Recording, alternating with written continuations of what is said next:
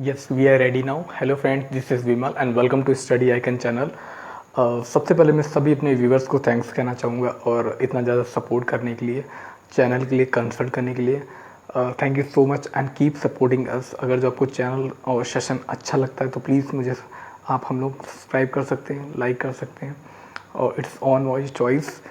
So if something you get learned from this Study Icon channel, please give your response in the comment section or give your thumbs up and the like subscription. Okay, so when we talk about आज जो मैं session लेके आया हूँ वो Kohlberg की moral development theory है. Kohlberg का नैतिक विकास का सिद्धांत जो कि उन्होंने दिया था प्याजे की थ्योरी से प्रभावित होकर. प्याजे की जो थ्योरी थी वो कॉग्निटिव डेवलपमेंट थ्योरी थी जिसको संज्ञानात्मक विकास का सिद्धांत भी कहा जाता है. तो कहीं ना कहीं जो मॉरल डेवलपमेंट थ्योरी है, नैतिकता विकास का सिद्धांत, ये कहीं ना कहीं हमारे संज्ञान से कनेक्टेड है. क्योंकि जो संज्ञान आता है वो हमारी चेतना से कनेक्टेड है और जो भी हम अपने नैतिक विचार या नैतिक डिसीजन लेते हैं वो कहीं ना कहीं हमारे कॉन्शियस या सबकॉन्शियस माइंड से रिलेटेड होते हैं. इसीलिए प्याजे ने इस थ्योरी प्याजे जो थे कॉलबर्ग जो थे उन्होंने प्याजे की थ्योरी से प्रभावित होकर कॉलबर्ग मॉरल डेवलपमेंट थ्योरी या फिर कह सकते हैं नैतिक विकास के सिद्धांत को दिया. कॉलबर्ग का पूरा नाम जो था हम जानते हैं, लॉरेंस कॉलबर्ग थे. ये एक अमेरिकन साइकोलॉजिस्ट थे और बिलोंग करते थे यूनिवर्सिटी ऑफ शिकागो में. तो दो चीज़ें इसमें सबसे बड़ी इंपॉर्टेंट चीज़ क्या है जो कॉलबर्ग ने थ्योरी दी थी नैतिक विकास का सिद्धांत. इसमें नैतिकता का मतलब क्या होता है. जब हम मॉरलिटी की बात करते हैं तो मॉरलिटी क्या होता है. मॉरलिटी इन द सेंस कि आप किसी सिचुएशन में कैसा डिसीजन लेते हो. मे बी ये हो सकता है कि आपका डिसीजन सही हो सकता है उसके अकॉर्डिंग, लेकिन हमारी सोसाइटी का या जो अदर पीपल्स है उनका डिसीजन आपके अकॉर्डिंग हो सकता है, रॉन्ग हो सकता है. तो उसके लिए कुछ नॉर्म्स बने, कुछ रूल्स हैं, रेगुलेशंस हैं, कुछ कंडक्ट्स हैं, वो हमें सोसाइटी के फॉलो करने पड़ते हैं. ऐसा नहीं है कि हमारा पर्सपेक्टिव ही हमेशा सही होगा. हमारा जो पर्सपेक्टिव होता है वो एज के अकॉर्डिंग होता है. हमारी जो थिंकिंग होती है या फिर हमारा जो डिसीजन होता है, जो रीजनिंग होती है, वो एज के अकॉर्डिंग होती है. इसीलिए जो मॉरल डेवलपमेंट थ्योरी है ये हर एक स्टेजेस में अलग अलग रीजनिंग या फिर अलग अलग नैतिक विचारों को रखती है. एक छोटा बच्चा के जो नैतिक विचार होंगे, जो उसकी रीजनिंग होगी उसकी अलग होगी. जो एडोलसेंट होंगे, जो एडल्ट होंगे, उनकी रीजनिंग या फिर तर्क, उनके पर्सपेक्टिव अलग होगा. लेकिन ऐसा नहीं कि बच्चा गलत होता है या फिर बड़े सही होते हैं. बच्चे और बड़ों के विचार में इतना डिफरेंस होता है कि जो काइंड है, जो जिस तरीके से वो अपने विचार रखते हैं वो गलत हो सकते हैं, लेकिन दोनों सही ही सोचते हैं. तो नैतिक विकास का सिद्धांत जब कॉलबर्ग ने दिया तो सबसे बड़ी यहाँ पे चीज़ निकल के आती है कि मॉरलिटी क्या होता है.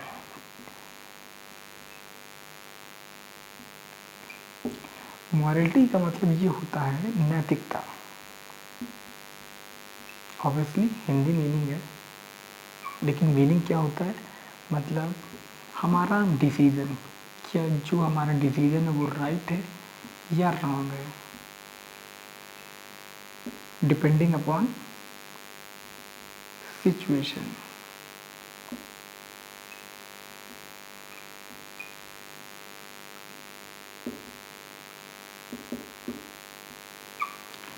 सपोज हम ये कर लेते हैं कि हम अपना एग्ज़ामिनेशन देने जा रहे हैं और बीच में किसी इंसान का एक्सीडेंट होता है. तो वहाँ पर हमारी ड्यूटी क्या है, उस इंसान को बचाना या फिर हमारा जो एग्ज़ाम है उनको कंप्लीट करना. तो वो एक डिसीज़न एक ऐसा है, वो एक डिलेमा सिचुएशन बन गई, एक दुविधा वाली सिचुएशन है कि उस सिचुएशन में आप क्या डिसीज़न लेने जा रहे हो. ये डिपेंड करता है आपकी मॉरलिटी, आपका नैतिक का कितना विकास हुआ है. तो कुछ का अलग डिसीजन होगा उस सिचुएशन में और कुछ का अलग डिसीजन होगा. कुछ तो ऐसे होंगे चलो ठीक है छोड़ो अपना काम करो चलता, लेकिन कुछ का क्या होगा, एक अलग ह्यूमन टेंडेंसी होगी. ये ह्यूमैनिटी को देखते हुए उस पर्सन की हेल्प करेंगे कि first we have to save this person and make him to hospitalize, then after we have to go for our examination. हो गया. तो हमारा दोनों जो पर्सपेक्टिव अलग अलग है, लेकिन ये पर्सपेक्टिव, ये थिंकिंग कैसे आती है, एज के अकॉर्डिंग. एक 3 साल का बच्चा अलग सोच रखेगा या उसकी मॉरलिटी या नैतिकता अलग होगी, और एक बड़ा या फिर एडोलसेंट या एडल्टहुड वो एक अलग डिसीजन देगा अपने वहाँ पे. ये चीज़ है. अब बात आती है डिलेमा की. डिलेमा मैंने अभी बताया आपको, दुविधा.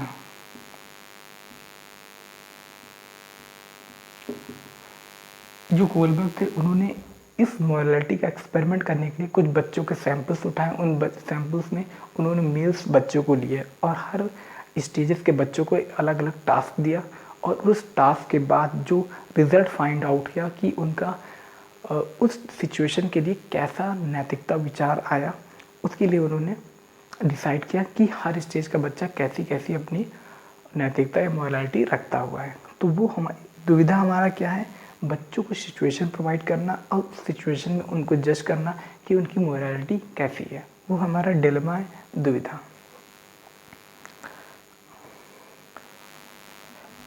अब हम आगे बात करते हैं। जब हम आगे बात करते हैं तो कुछ चीज़ें और निकल के आती है कि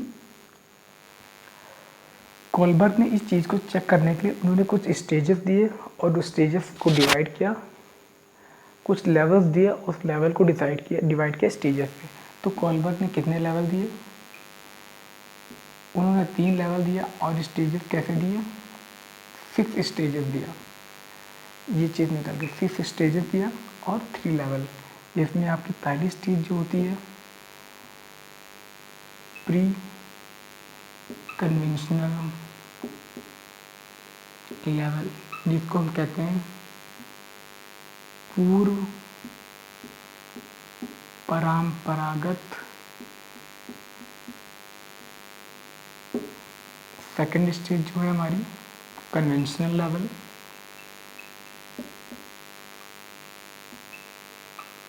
जिसको कहते हैं परंपरागत। और थर्ड जो होती है पोस्ट कन्वेंशन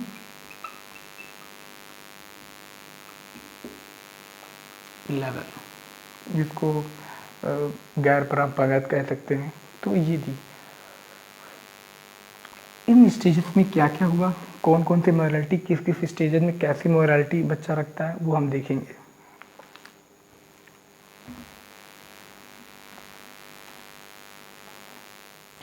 तो जब हम बात करते हैं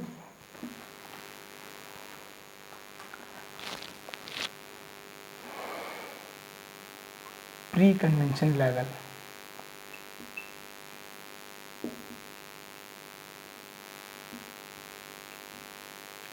ये होती है हमारी 3 से 7 वर्ष बच्चा, या फिर हम कह सकते हैं लेस देन 10 ईयर, जिसको हम प्राइमरी स्टेज के नाम से भी जाते हैं।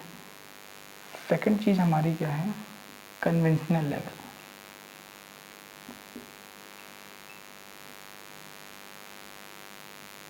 जो कि हमारी 8 से 13 वर्ष के लिए।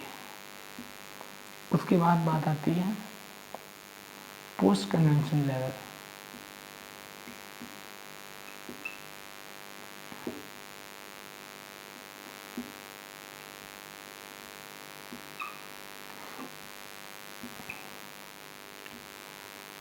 प्री कन्वेंशन लेवल को हम जब देखते हैं तो लेस देन 10 ईयर्स का बच्चा जो होगा उसके लिए क्या होगा, सबसे पहली स्टेज क्या होगा, इसमें आता है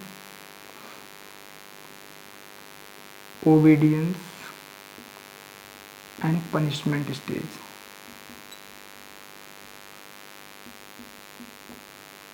मतलब दंड एवं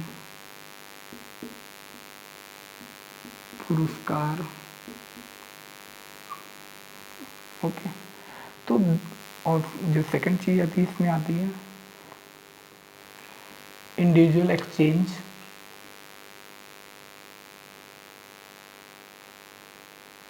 या फिर हम सकते हैं टिट फॉर टैट स्टेज।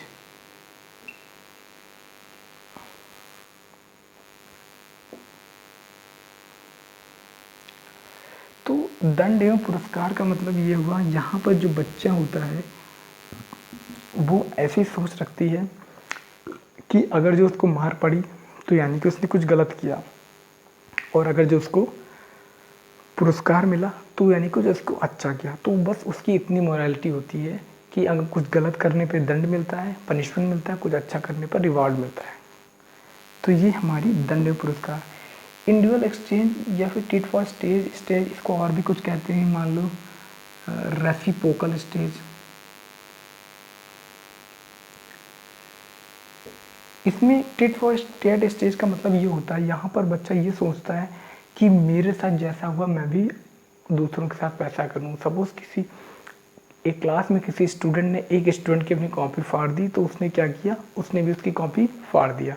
उसने कहा, फिर टीचर के पास दोनों गए, बोलो क्या हुआ, तो बोला इसने मेरी कॉपी फाड़ी, मैंने इसकी कॉपी फाड़ दी।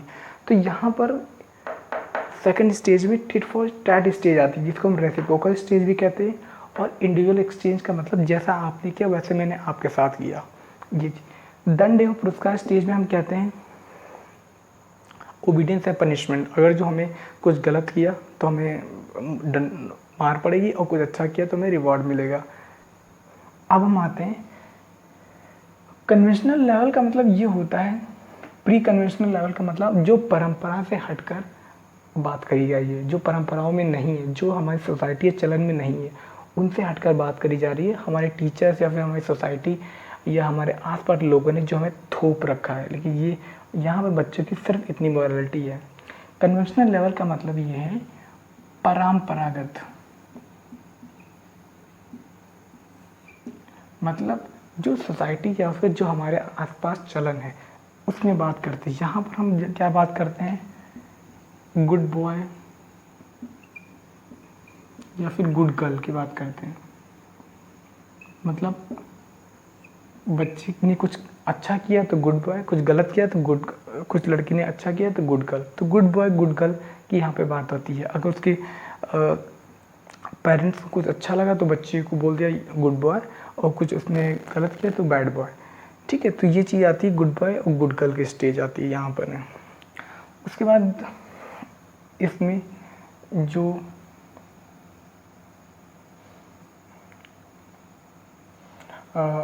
ये आपकी थर्ड स्टेज है, ये आपकी फोर्थ स्टेज है। फोर्थ स्टेज में हमारा आता है law and order. Law and order हमारे मॉरलिटी ये कहता है, यहाँ पे बच्चा ये कहता है कि सोसाइटी में कुछ रूल्स है, कुछ नॉर्म्स है, कुछ कंडक्ट है, उनको हमें फॉलो करना है। अगर जो हम तोड़ेंगे तो हमें पनिशमेंट मिलेगा, और वो रूल्स हमें फॉलो करने चाहिए ताकि हमें एक बैलेंस सोसाइटी को रन कर सके।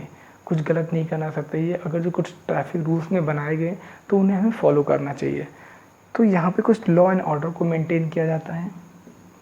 बच्चा सोचता है कि जो रूल्स और रेगुलेशन है उन्हें हमें फॉलो करना चाहिए। अब बात करते हैं पोस्ट कन्वेंशन लेवल में फिफ्थ स्टेज। फिफ्थ स्टेज में आती है सोशल कॉन्ट्रैक्ट, या फिर हम ये कह सकते हैं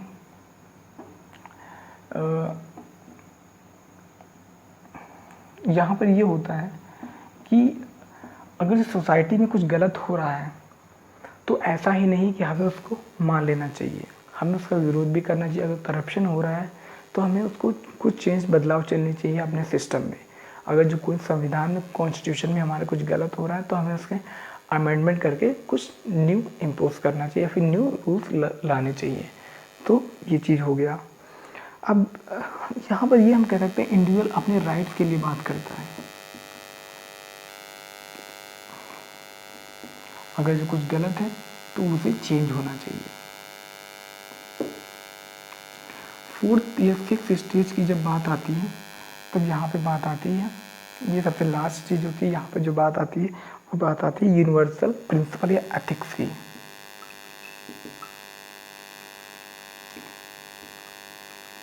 ये सबसे फाइनल स्टेज होती है और बहुत कम लोग इस पर पहुँच पाते, जैसे महात्मा गांधी, आप एग्जाम्पल ले सकते हो, या फिर मंडेला। तो ये एग्जाम्पल मैंने इसलिए क्योंकि यहाँ पर कुछ ह्यूमैनिटी की बात करी जाती है कि ऐसा नहीं जो सोसाइटी में रूल्स चल रहे हैं हमें उन्हें भी फॉलो करना है, नहीं, नैतिकता के दोगते हुए कि सही क्या है उस चीज़ को यहाँ पे फॉलो करना होता है। क्योंकि बहुत ही कम लोग ऐसा रख पाते हैं, ऐसे विचार शायद महान लोग होते हैं, उन्हीं के पास ये होती हैं कुछ ऐसी क्वालिटी जो अब्स्ट्रैक्ट थॉट रखते हैं कि नहीं, यहाँ पे ही हमारे अब्स्ट्रैक्ट थॉट आना शुरू होते हैं। तो ये चीज़ होती है। तो अब मैंने आपको बताया था ये चीज़ हो गई। ये जो होती है स्टेज, इसका नाम होता है इंटर पर्सनल रिलेशंस, ये आपकी स्टेजेस हैं। सो उसके बाद हम कोलबर्ग की काफ़ी इस चीज़ पे लिए क्रिटिक भी हुई कि किस लिए इनको क्रिटिक किया गया कि कोलबर्ग ने कभी भी ये कल्चर का ध्यान नहीं रखा, या फिर हम कह सकते हैं ये भी जेंडर बायस इनकी थ्योरी थी। क्योंकि इन्होंने सिर्फ और सिर्फ मेल्स सैंपल पे ही एक्सपेरिमेंट किए थे, फीमेल्स को उन्होंने कंसीडर नहीं किया था। क्योंकि कभी कभार ये होता है फीमेल्स का इमोशनल लेवल या मॉरल लेवल कुछ अलग होता है, लेकिन मेल्स का मॉरल और इमोशनल लेवल अलग होता है। तो इन्होंने फीमेल्स को कंसीडर नहीं किया, तो इस चीज़ पे इनकी बहुत ज़्यादा क्रिटिक होती है। और जो क्रिटिक करती है इन्हीं की शायद स्टूडेंट कोई रही होती है जिनका नाम होता है कैरल गिलगन। तो उन्हीं की एक शायद असिस्टेंट या स्टूडेंट रहती है। दूसरी चीज़, इन्होंने कल्चर को बहुत ज़्यादा अवॉइड किया। ये हो सकता है कि कुछ कल्चर में कुछ नैतिकता रखते हैं लोग, और कुछ कल्चर अलग कल्चर में कुछ अलग नैतिकता लोग रखते हैं। तो ये चीज़ बहुत ज़्यादा इनकी क्रिटिक हुई थी। तो जो मेन क्रिटिक का रीज़न था इनका, जो मतलब इन्होंने जो फीमेल्स को कंसीडर नहीं किया, वो मेन इनका रीज़न था क्रिटिक करने का। और सेकेंडली ये थी कि इन्होंने यूनिवर्सल मतलब सार्वभौमिकरण लागू नहीं होता है। तो हम जो क्रिटिक की बात करते हैं, क्रिटिक्स इनको कैरल गिलगन के द्वारा दिया गया है। और जो मेन रीज़न था क्रिटिक का, तो हम ये रख सकते हैं जेंडर बायस थ्योरी। क्योंकि बिकॉज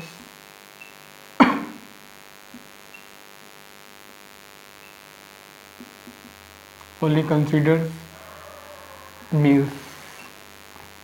ओके। सेकंड, कल्चर के पर्सपेक्टिव से काफ़ी सारा ये किया गया, तो ये चीज़ थी। और भी काफ़ी सारे रीज़न्स थे, जो कि मेन रीज़न ये जो था तो कल्चर को लेके था। तो so friends, this is all for today. Session अगर जो आपको अच्छा लगा हो तो प्लीज़ सब्सक्राइब करिएगा चैनल को and keep supporting us. Thank you so much.